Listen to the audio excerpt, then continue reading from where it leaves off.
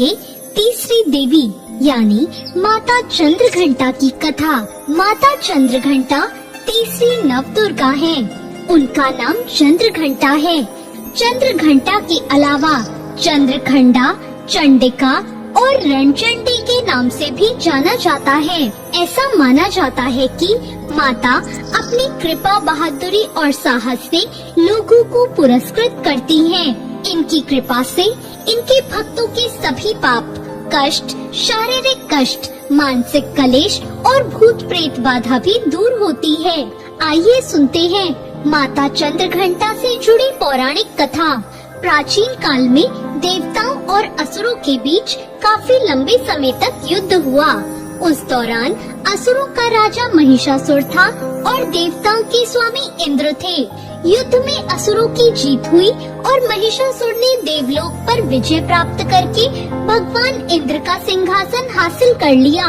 महिषासुर ने इंद्र, सूर्य, चंद्रमा और वायु समेत सभी देवताओं से उनके अधिकार भी छीन लिए।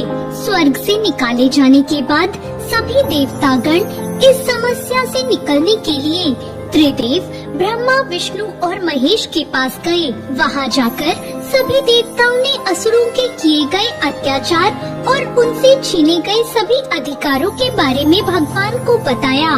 देवताओं ने त्रिदेव को बताया कि महिषासुर के अत्याचार के कारण स्वर्गलोक तथा पृथ्वी लोक पर भी विचरण करना असंभव हो गया है। तब यह सुनकर भगवान ब्रह्मा, विष्णु, महेश अत्यंत क्रोधित हो उठे। क्रोधित होने पर उन तीनों भगवानों के मुख से एक ऊर्जा उत्पन्न हुई। वो ऊर्जा जाकर देवताओं गण के शरीर से निकली ऊर्जा से मिल गई। यह ऊर्जा 10 दिशाओं में व्याप्त होने लगी। तभी वहाँ एक कन्या उत्पन्न हुई। तब भगवान शंकर ने देवी को अपना त्रिशूल भेंट किया। भगवान विष्णु ने उन्हें चक्र प्रदान किया। इसी तरह सभी देवताओं ने माता को अस्त्र शस्त्र देकर सजा दिया। इंद्र ने भी अपना वज्र और ऐरावत हाथी माता को भेंट किया।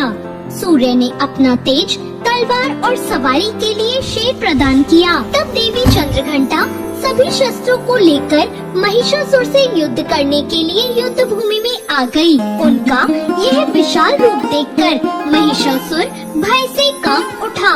तब महिषासुर ने अपनी सेना को मां चंद्रघंटा पर हमला करने को कहा।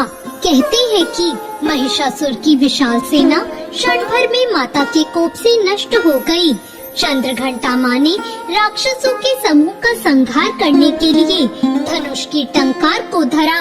वैसे ही माता के सिंह ने भी दहाड़ना शुरू कर दिया और फिर माता ने घंटे के शब्द से उस ध्वनि को और बढ़ा दिया, जिससे धनुष की टंकार, सिंह की दहाड़ और घंटे की ध्वनि से संपूर्ण दिशाएं गूंज उठी। उस भयंकर शब्द और अपने प्रताप से देवी ने दैत्यों के समूह का संहार कर देवताओं को विजय दिलाई।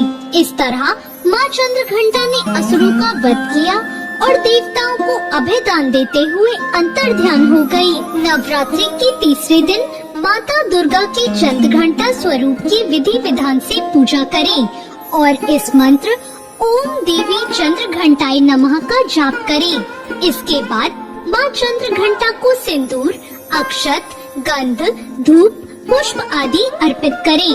आप देवी माँ को चमेली के फूल के अलावा कोई भी लाल फूल अर्पित कर सकते हैं। साथ ही साथ दूध से बनी किसी भी मिठाई का भोग लगाएं। पूजा के दौरान दुर्गा चालीसा का पाठ या दुर्गा आरती का गान करें। तो ये थी माँ चंद्रघंटा की पौराणिक कथा।